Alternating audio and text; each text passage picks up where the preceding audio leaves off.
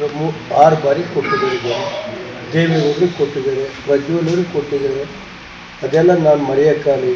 ನಾನು ಹೊಳೆನರಸೀಪುರ ತಾಲೂಕು ಮರೆಯೋಕ್ಕಾಗಲ್ಲ. ದೇವೇಗೌಡರನ್ನು 7 ಬಾರಿ ಗೆಲ್ಲಿಸಿದ್ರೆ ನನ್ನ ಕೂತ್ಕೊಂಡು ನಮ್ಮ ಪಕ್ಷ ಕಾರ್ಯಕರ್ತರು ಉಳಿಸ್ಕೋಬೇಕು. ನಾವು ಈ ಸರಿ ಕಾರ್ಯಕರ್ತರು, ಪಕ್ಷ, ನಮ್ಮ ರಾಷ್ಟ್ರೀಯ ನಾಯಕರು, ರಾಜ್ಯದ ಮುಖ್ಯಮಂತ್ರಿಗಳು, ನಮ್ಮ ಇದ್ರ ಕಮಿಟಿ ಇದೆ, ಈಗ ವೆಂಕಟೇಶ್ವರ ರೆಡ್ಡಿ ಅಂತ, ಅವರೆಲ್ಲ ಏನು ನಿರ್ಣಯ ಇರ್ತಾರೆ ಅದಕ್ಕೆ ಬದ್ಧ ಅಂತ ನನಗೆ ಒಂದು ಸೂಚನೆ ಆಗಿದೆ.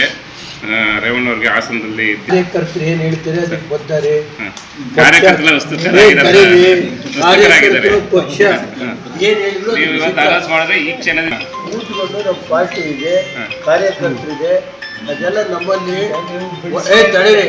ಅರಸೀಕೆರೆಯಲ್ಲಿ ನನಗಿಂತ ಮಾಜಿ ಶಾಸಕರು ಹಾಸನದಲ್ಲಿ ಏನು ಹಿಡಿತ್ರಿ, ಎಲೆಕ್ಷನ್ಗಿಂತ ಮುಂಚೆ ರೇವಣ್ಣವರೇ ಬನ್ನಿ 50,000ದಲ್ಲಿ 50,000ದಲ್ಲಿ ಒಂದು ಓಟ್ ಕಮ್ಮಿ ನಾನು ಹೇಳಿದೆ. ಪಕ್ಷ ಕೊನೆಗೆ ಕಾರ್ಯಕರ್ತರು ಗೆಲ್ಲಿಸ್ತಿಲ್ವ? ಹಾಸನದಲ್ಲಿ ಸಭೆ ಮಾಡೋಣ, ಹೆಂಗೆ ಮಾಡೋದು ಅಂತ ದೇವೇಗೌಡರು. ಈಗ ಒಂದು ಸ್ವಲ್ಪ ನಾವೇನಾಗುತ್ತೆ ಸರ್ ಅಂದರೆ 2 ವರ್ಷ ನಾವು ಸರ್ಕಾರ ಕೆಲಸ ಮಾಡ್ತಾಯಿತ್ತು, ಏನು ಎಲ್ಲ ತಲೆ ಏನು ಮಾಡೋಕ್ಕೆ ಬಿಡಲಿಲ್ಲ ಅಂತಾರೆ. ಒಂದು ಸ್ವಲ್ಪ ಮಾಡ್ತೀವಿ ಅಂತಾರೆ. ನಾವು 2 ವರ್ಷ ತಾಳ್ಮೆಯಿಂದ ನಿಂತಿದ್ವಿ. ಸರಿ, ಅದರಲ್ಲಿ ಬೇರೆ ಈಗ ಮಾರ್ಮಿಕ ಬೇರೆ ಕೊನೆಯಲ್ಲಿ ಮತ್ತು ಸ್ವಾಮಿಗಳು ಒಂದು ಮಾತು ಹೇಳಿದ್ರು. ಏನಂತ ಹೇಳಿದರು? ನಮ್ಮ ಸಾಣಂದೇಳಿ ಸ್ವಾಮಿಗಳು ಒಂದು ಮಾತು ಹೇಳಿದ್ರು, ರಾಜಕಾರಣಿಗಳದ್ದು ಒಂದು ಹೇಳ್ತೀವಿ. ಆಮೇಲೆ ಏನು ಮಾಡಿದ್ರು, ಅದು ಯಾರು ಹೇಳಿ ಕಳಿಸಿದ್ರು ಗೊತ್ತಿಲ್ಲ. ರೇವಣ್ಣವ್ರಿಗೆ ಇದಕ್ಕೂ ಅನ್ಯಾಯ ಆಗಲ್ಲ ಅಂತ ನಾವು ನೋಡಿ ಸ್ವಾಮಿಗಳು ಇತ್ತು. ನಮ್ಮನ್ನು ತಿದ್ದುವಂಥದ್ದು ಅವ್ರಿಗಿದೆ ಅಧಿಕಾರ, ಸ್ವಾಮಿಗಳಿಗಿದೆ. ಹೇಳಿದಾಗ ಯಾರಿಗೆ ಅನ್ಯಾಯ ಆಗುತ್ತೆ ಅವ್ರಿಗಾಗುತ್ತೆ.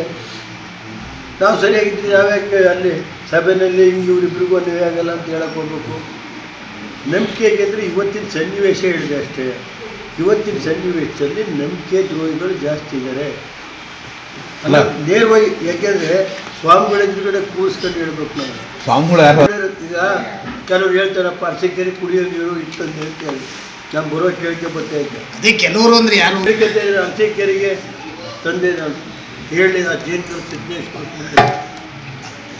Kaushik Mukherjee additional chief secretary, ಯಡಿಯೂರಪ್ಪನ ಸರ್ಕಾರ ಇತ್ತು ಅವತ್ತು. ಈಶ್ವರಪ್ಪ ಗ್ರಾಮೀಣಾಭಿವೃದ್ಧಿ ಸಚಿವರಿದ್ದರು, ಪಂಚಾಯತಿಗಳಲ್ಲೆಲ್ಲ ಹೇಳ್ತಿ ಸಚಿವರಿದ್ದರು. ಬೆಳಗಾಮಲ್ಲಿ ಕಣ್ಣೀರಾಗ್ತೆ ಬೆಳಗಾಂ ಕತೆ ಹೇಳಕ್ಕಾರ ಬಿಡ್ರಿ, ಬೆಳಗಾಂ ಕತೆ ಬಿಡಿ. ನಾನು ಹೇಳೋದು ಮನುಷ್ಯನ ಕ್ರಿಯೆ ಇರಬೇಕು. ಯಾವತ್ತು ರಾಜಕಾರಣದಲ್ಲಿ ನಾನು ನಮ್ಮ ತಂದೆ ಜೊತೆ 30 ವರ್ಷದಿಂದ ಶಾಸಕರಾಗಿ ಕೆಲಸ ಮಾಡ್ತಾಯಿದ್ದೀನಿ.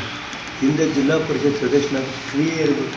ಅದಕ್ಕೆ ನಾನು ಹೇಳಿದೆ ನಂಬಿಕೆ ದ್ರೋಹಿಗಳಿಲ್ಲ, ಇಲ್ಲ ತಾಳ್ಮೆ.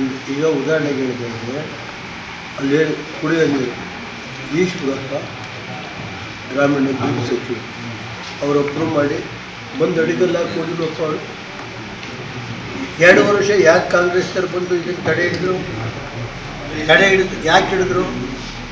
ಅಲ್ಲೇನು ಅಂದರೆ ಉಳ್ಳೊಡ್ದವ್ರು ಇರ್ತಾರೋ ಗೊತ್ತಿಲ್ಲಪ್ಪ, ಯಾತಕ್ಕೆ ತಡೆ ಹಿಡಿದ್ರು ನನಗೆ ದೇವರಾಣೆ ಗೊತ್ತಿಲ್ಲ. ಜೇನು ಕಲಿಸಿದ್ದೇನೆ ನಾನು ಹೇಳಿದ 2 ವರ್ಷ ತಡೆ ಹಿಡಿದ್ರು. ಬೆಳಗಾಂ ಕತೆ ಹೇಳಿದ್ರಲ್ಲ, ನಾವು ಬೆಳಗಾಂ ರಾತ್ರಿಯೆಲ್ಲ ಹುಡುಕ್ತಾ ಇದ್ವಿ ಎಲ್ಲೋ ಅಂತ, ಏನೋ ಇದಾಯಿತು ಅಂತ ಹೋಗಿದ್ದಾಯಿತು. ಆದರೆ ಮನುಷ್ಯನಿಗೆ ನಾಟಕ ಜಾಸ್ತಿ ಇರಬಾರ್ದು. ನಾನು ಡಿಸ್ಚಾರ್ಜ್ ಮಾಡ್ಕೊಂಡು ಕರ್ಕೊಂಬರ್ತಾ ಇದ್ದೀನಿ. ಗೇಟ್ ಡಿಸ್ಚಾರ್ಜ್ ಆಗಿ ಹೊರಗೆ ಬಂದಿದ್ದೀವಿ.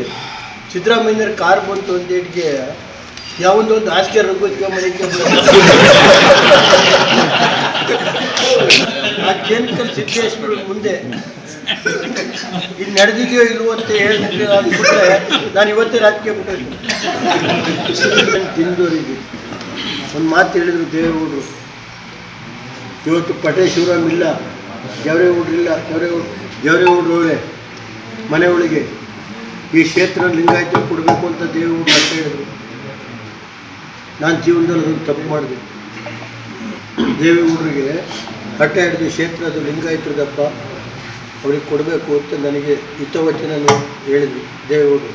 ಬೇಕಾದ್ರೆ ಇವತ್ತು ದೇವರೇಗೌಡರವ್ರು ಕೇಳಿ, ಪಟೇಲ್ ಶಿವರಾಮ್ ಇಲ್ಲ, ಆದರೂ ನಾನು ಅವತ್ತು ಹೋರಾಟ ಮಾಡಿ ಕೊಡಿಸಿದ್ದಾಯಿತು. ಸೋತ ದಿವಸದಿಂದ ಯಾವ ರೀತಿ ನಡ್ಕೊಂಡೆ ಅನ್ನೋದು ದೇವರಿಗೆ ಗೊತ್ತು.